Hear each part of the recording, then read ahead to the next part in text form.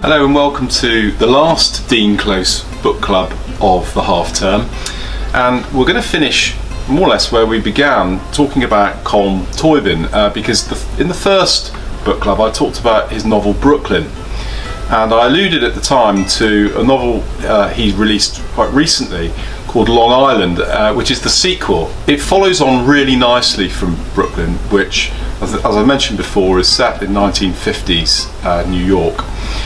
And the main character, Eilish, in Brooklyn, she returns when she's secretly married. She returns to Ireland. There are reasons for her to stay in Ireland, but she returns back to Brooklyn.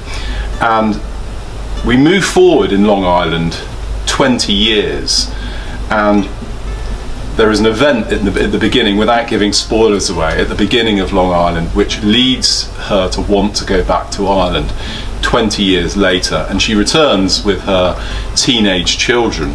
And while she's there is a relationship that develops, which is really strongly suggests she might stay in Ireland.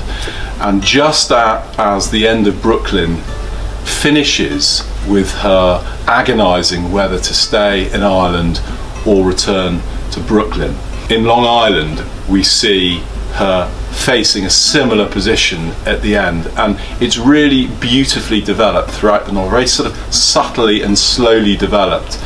And I think it's a really nice sequel to the first one, and the characters, even though they're considerably older, are developed in a really engaging and evocative way. So if you have read Brooklyn, or you're interested in reading it, if you do, I think you will find that Long Island is a really lovely complement to it. And I have a suspicion, I'm not sure, I do wonder if there might be a third novel coming out of this, but that remains to be seen. But if you haven't read it, it's worth reading.